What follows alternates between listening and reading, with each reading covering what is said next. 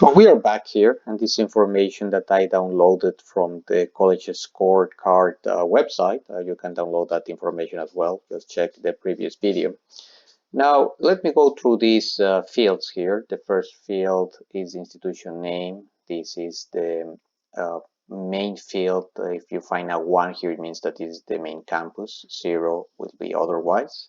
The description of the field of study, the state where the institution is located, the median debt for students graduating from that institution, the median earnings for that particular field of study at that institution. So this one is $141,000 a year. And by the way, these are all bachelor degrees. I'm not including any kind of professional degrees, master degrees, or anything like that.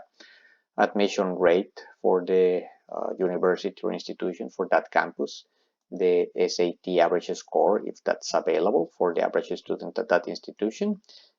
This is the tuition average. That's really on average what a student pays to go there.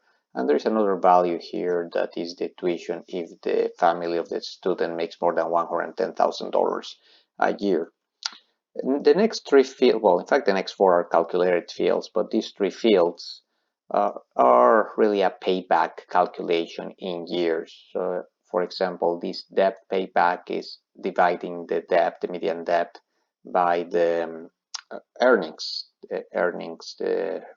for that field of study. So in this case, in probably 1 month, the debt is paid. Now, the earnings, of course, they don't include any kind of taxes or other factors like expenses or cost of living. The next one is based on the tuition. It's like how many years it would take to pay 4 years of tuition. Typically, that's what a bachelor degree takes 4 years to get. And then the next one is dividing the tuition for families earning over $110,000. So in this case, for example, for this record is 1.3 years to pay 4 years of tuition at that level. Now, this column, salary 10Y for Y, this is like an operating income calculation. So it's the result of multiplying the median earnings times 10 for 10 years and then subtracting 4 years of average tuition. So that's pretty much how much money you would be ahead not taking into consideration taxes or expenses if the student were to decide to go to that school and then work with that same salary for 10 years and paying back all of the 4 years of tuition. So that's so at the top for this one, the student could be $1.3 million, almost $1.3 million ahead. And at the top, you can find a lot of engineering science degrees, but you can find mathematics here, health diagnostics, you have some other this is interesting. I'm not sure what it is, but you have registered nurse and so on. So let's take a look at registered nursing. That could be an example that we can review. And so you can see how you can find the the right school for you. One of the things, if you're familiar with Excel, is that in here you can find how many, in this case, institutions are offering this degree. 809. That's many different options here.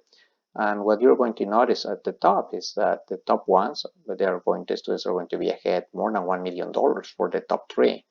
And most of the institutions here are in California and New York. Probably the cost of living has a lot to do with this.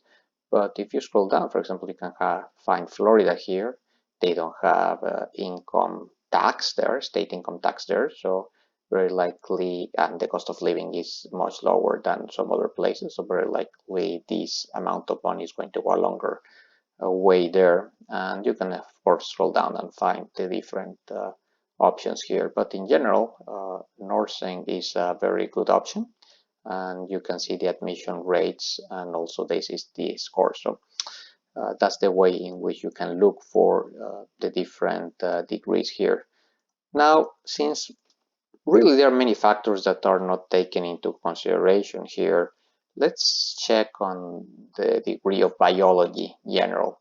I was surprised when I was looking at this that the average earnings were not that high, around 40,000 or between $35,000 and $40,000. There are many institutions offering it as well, but you have to think, or we have to think of why this could be the case. In this case, biology, very likely a lot of the students going into this kind of career or degree, probably they have plans to go into medicine or veterinary school later on, so they are going to delay their earnings. So of course you have to look into that, into many other factors that might be affecting the earnings. Now let's take a look at another degree that we probably expect that they are not going to earn a lot of money after graduation, and is drama and theater.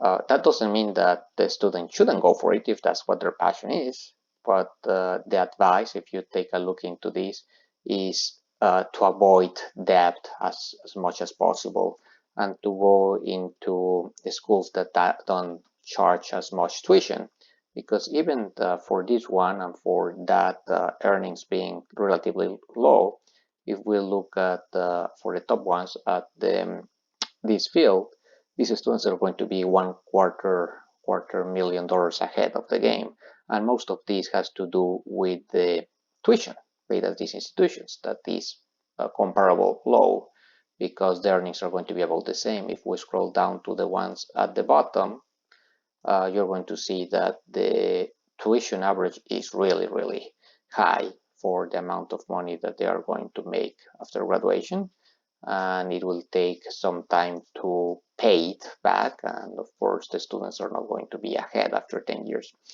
So please download this file. This file is going to be available next to this video, and it's hopefully is going to be helpful.